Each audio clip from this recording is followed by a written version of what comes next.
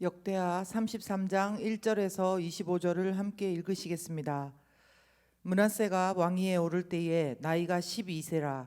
예루살렘에서 55년 동안 다스리며 여호와 보시기에 악을 행하여 여호와께서 이스라엘 자손 앞에서 쫓아내신 이방 사람들의 가증한 일을 본받아 그의 아버지 히스기야가 헐어버린 산당을 다시 세우며 바알들을 위하여 제단을 쌓으며 아세라 목상을 만들며 하늘의 모든 1월 성신을 경배하여 섬기며 여호와께서 전에 이르시기를 내가 내 이름을 예루살렘에 영원히 두리라 하신 여호와의 전에 제단들을 쌓고 또 여호와의 전 두 마당에 하늘의 1월 성신을 위하여 제단들을 쌓고 또 흰놈의 아들 골짜기에서 그의 아들들을 불 가운데로 지나가게 하며 또 점치며 사술과 요술을 행하며 신접한 자와 박수를 신임하여 여호와 보시기에 악을 많이 행하여 여호와를 진노하게 하였으며 또 자기가 만든 아로새긴 목상을 하나님의 전에 세웠더라. 옛적에 하나님이 이 성전에 대하여 다윗과 그의 아들 솔로몬에게 이르시기를 내가 이스라엘 모든 지파 중에서 택한 이 성전과 예루살렘에 내 이름을 영원히 둘지라.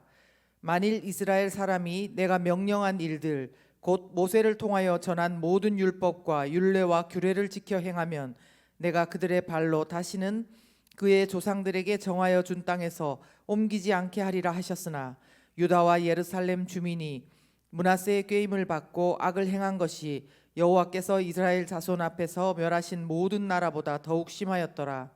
여호와께서 므낫세와 그의 백성에게 이르셨으나 그들이 듣지 아니하므로 여호와께서 아수르 왕의 군대 지휘관들이 와서 치게 하시매 그들이 므낫세를 사로잡고 쇠사슬로 결박하여 바벨론으로 끌고 간지라.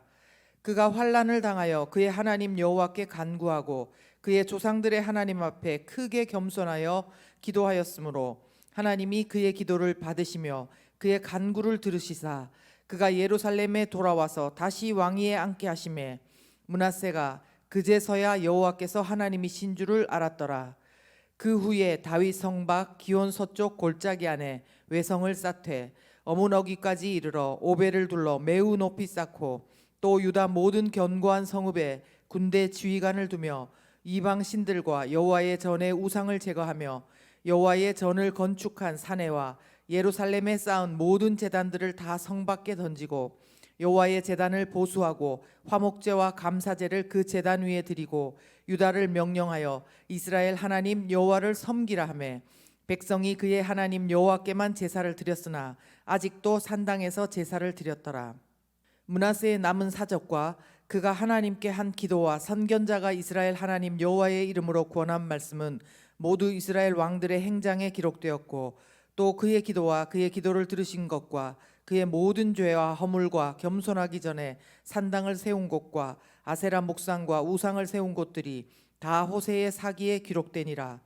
므낫세가 그의 열조와 함께 누움에 그의 궁에 장사되고 그의 아들 아몬이 대신하여 왕이 되니라. 아몬이 왕위에 오를 때에 나이가 22세라.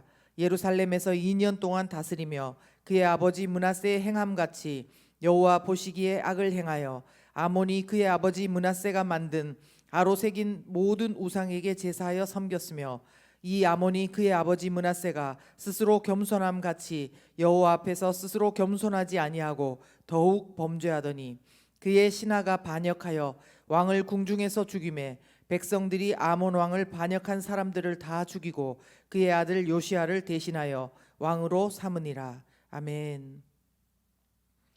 날마다 기쁜 새벽 큐티 말씀 나누겠습니다.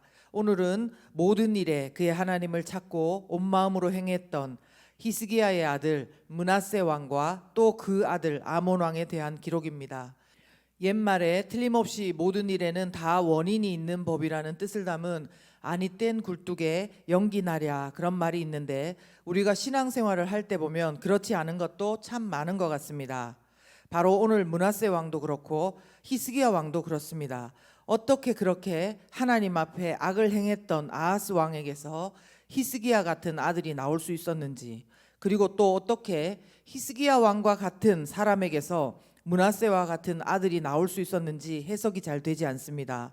더군다나 므낫세 왕은 남유다에서 가장 오랜 기간 무려 55년간 통치한 왕인데 그중 10년간은 아버지 히스기야 왕과 같이 통치를 했다는 겁니다.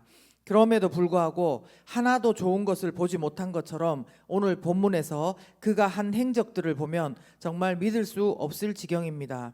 그래서 저는 참 성경이 현실적이라는 생각을 다시 한번 하게 됩니다. 우리가 생각하는 이래서 이렇게 되고 저래서 저렇게 될 것이다라는 논리가 다 통하지 않는 곳이 우리 삶 아닙니까?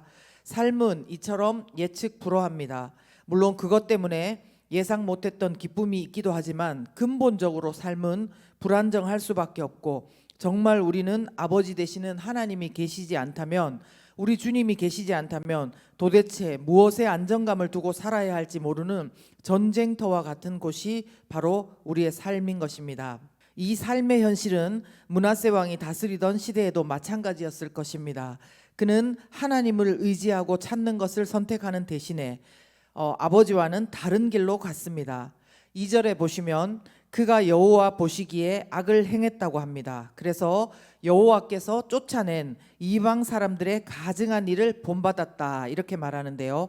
하나님을 본받고 아버지 히스기야를 본받는 것이 아니라 이방 사람들의 가증한 일, 즉 역겨운 풍속을 따랐다는 것입니다. 3절에 또 보시면 아버지 히스기야 시대에 헐어버렸던 산당을 다시 세우고 바알들을 위해서 제단을 쌓고 아세라 목상을 만들고 모든 1월 성신 해와 달과 별을 경배하고, 4절에 보면 아예 여호와의 전 안에 제단들을 쌓았다는 겁니다. 그냥 우리가 생각하기에 그 전에 하나님 앞에 범죄한 그런 왕들하고 비슷하지 않나 이렇게 생각하실지도 모르지만 아닙니다. 산당은, 여기서 나온 산당은 말 그대로 높은 산에 신들이 산다고 생각해서 세운 제사 장소입니다. 하나님께서 싫어하시는 그것을 또다시 세운 것입니다. 그리고 예전 아합의 길을 따라서 풍요와 다산의 신이라고 숭배하던 바알과 아세라상을 다시 세우는 것도 했습니다. 이제 아예 자기가 아세라 목상을 새기기도 했다는 것입니다. 여기에다 더 보태서 모든 해와 달과 별을 신처럼 여기고 그것을 섬겼다는 것입니다. 태양을 신으로 또 달을 신으로 별로 점을 치고 그런 것들을 하면서 자신의 운명을 거기에다 맡겼다는 것입니다. 자연은 하나님의 창조물일 뿐인데 그것을 신으로 여기고 숭배했다는 것입니다. 그리고 그 악했던 아달랴 여왕조차도 하지 않았던 일, 성전에 그 우상들을 섬기는 제단을 만들었다는 것입니다. 가장 끔찍한 것은 6절을 보면 몰렉 암몬 사람들의 신에게 인신 제사를 지내는데요. 즉 전쟁과 같은 그런 고난이 있고 재난이 있다면 그것을 벗어나기 위해서 자신의 자녀들을 불 가운데로 지나게 하는 그런 끔찍한 제사를 드려왔다는 것입니다. 왕들이 하나님 보시기에 악을 행했던 것들을 다 하고 거기에다가 더하고 더해서 악한 행동을 했다는 것입니다. 진짜 어떻게 이럴 수가 있습니까? 이로 인해서 유다와 예루살렘 주민이 므낫세의 꾀임을 받고 악을 행한 것이 하나님께서 멸하신 어떤 이방 나라들보다 더욱 심했다는 것입니다. 결국 므낫세의 악행은 남유다를 멸망의 길로 가게 하는데 가장 큰 이유가 되었습니다. 한 나라의 지도자로 인해서 그 운명이 기운 것도 그 나라 백성으로서 참 통탄할 노릇인데, 양과 같은 백성들을 꿰어서 하나님 앞에서 그 어떤 나라들보다 죄를 짓게 만들었다니 도대체 어떻게 해야 되는 것입니까? 우리에게 누군가 이러이러하게 행동한 이 사람을 치리를 해라, 아니면 이런 사람 어떻게 이런 행동을 그만하게 할지 고민 좀 해보라고 한다면 저와 여러분은 어떻게 할 것 같으십니까? 이렇게 그야말로 신앙생활을 하는 사람 누구라도 이런 지도자는 안 된다고, 저런 사람은 절대로 변할 가망성이 없다고 고개를 절레절레 흔들 이런 므낫세 왕 아니겠습니까? 그런데 놀랍게도 이 므낫세 왕에게 변화가 찾아오게 됩니다. 우리가 말하는 그 은혜가 므낫세 왕에게 임하게 된 것입니다. 므낫세 왕이 진심으로 뉘우치며 기도를 하고 또 뒤에 개혁의 발걸음을 가더라는 것입니다. 물론 쉽게 자신의 마음을 돌이키고 하나님께 돌아온 것은 아닙니다. 힘든 과정이 있었습니다. 10절에 보시면 여호와께서 므낫세와 그의 백성에게 이르셨으나 그들이 듣지 아니하므로라고 했습니다. 하나님께서 그들에게 말씀하셨는데도 그들이 듣지 않았다는 것입니다. 그래서 이어지는 11절을 보시면 여호와께서 아수르 군대로 하여금 와서 치게 했다는 것입니다. 와서 치게 하심에 그들이 므낫세 왕을 사로잡아서 쇠사슬로 결박해서 바벨론으로 끌고 갔다는 것입니다. 정말 왕으로서는 최악의 수치를 당한 거나 다름없습니다.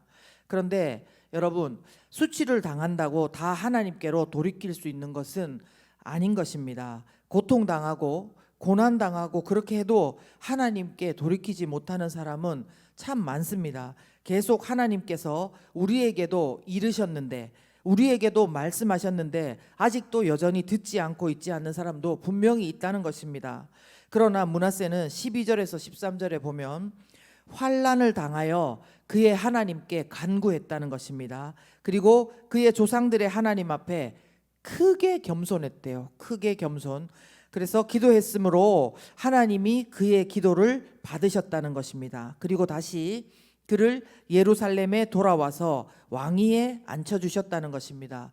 즉 환난을 당해서 그가 크게 겸손하게 기도했고 그 기도를 하나님께서 받으시고 회복해 주셨다는 것입니다. 그런데요, 저가 진짜 감동받은 부분은 바로 이 뒷부분입니다. 뭐냐면요, 므낫세가 그제서야 여호와께서 하나님이신 줄 알았더라, 그렇게 말씀하는 것입니다. 그제서야 알았대요. 그제서야 하나님이신 줄을 알았다는 것입니다. 누군가 고난은 하나님의 사랑의 확성기라고 했는데 이제서야 그제서야 하나님이신 줄 알았다는 겁니다. 도대체 우리는 얼마를 이 땅 가운데서 불안하고 고생하고 환난당하고 유린당해야 하나님의 말씀을 듣지 않으면 안 되겠다 할 만큼이 될까요? 꼭 아수르로 쇠사슬에 묶여서 끌려가야지만 우리가 하나님의 음성을 들을 수 있습니까? 왜 우리는 이렇게 목이 곧고 하나님이 계속 말씀하시는데도 그 사랑의 음성을 듣지 않을까요? 우리는 뒤늦은 후회라도 했으면 좋겠습니다. 그래서 제발 주님을 만나게 되기를 간절히 바랍니다. 나는 그래도 므낫세 같지는 않아요, 이렇게 말할 수도 있습니다. 물론 그렇게 하셨을 것 같습니다. 그런데 저는 생각해 봤습니다. 저도 이런 생각을 했는데요, 오히려 그렇기 때문에 더 하나님 앞에 크게 겸손하지 못했던 것 같아요. 내가 그래도 어느 정도는 하니까 크게 겸손하지 못하고 조금은 제 목이 뻣뻣했던 것 같습니다. 하나님 앞에서는요, 체면이 없는 거고 염치가 없는 것입니다. 그냥 우리 마음에 무릎을 꿇고 하나님의 품에 안기면 되는데 우리는 자격이 없지만 우리 주 예수 그리스도로 말미암아서 그 십자가의 은혜로 말미암아서 우리 같은 사람도 용서함 받을 수 있는데 그 은혜를 알고 나아가는 우리가 되었으면 좋겠습니다. 이제 얼마 안 있으면 우리 주 예수님이 오신 날을 기념하신 성탄절입니다. 올해는 우리가 부디 이 시간을 그냥 지나버리지 않고 하나님의 목매인 사랑에 또 하나님께로 부르는 그 확성기의 음성을 듣고 그제서야 하나님을 아는 것이 아니라 이제라도 그 사랑에 반응하는 우리 모두가 되었으면 좋겠습니다. 십자가에서 흘리신 예수님의 보혈의 은혜가 우리와 우리의 자녀들 그리고 우리가 기도하는 모든 이들에게 있기를 간절히 바랍니다. 오늘 제가 만난 인간의 모습은 이제라도 하나님을 알아본 므낫세, 이제라도 하나님을 알아본 나, 이제라도 하나님을 알아본 우리 자녀, 이제라도 하나님을 알아본 누구누구. 그리고 또 제가 만난 하나님은, 주님의 모습은 므낫세와 같이 악한 우리를 위해 오신 예수님입니다. 므낫세와 같이 악한 나를 위해서 오신 예수님. 이 시간 므낫세와 같은 우리를 생각하고 우리를 위해서 오신 예수님을 생각하며 이 시간 함께 기도했으면 좋겠습니다. 하나님의 확성기, 우리의 고난을 통해서 오히려 그 사랑의 음성을 듣고 나가는 우리 모두가 되게 해달라고, 그 주님의 사랑을 제가 알게 해달라고, 그리고 우리의 자녀들이 알게 해달라고, 또 제가 기도하는, 우리가 기도하는 사람들이 알게 해달라고 이 시간 함께 기도하겠습니다.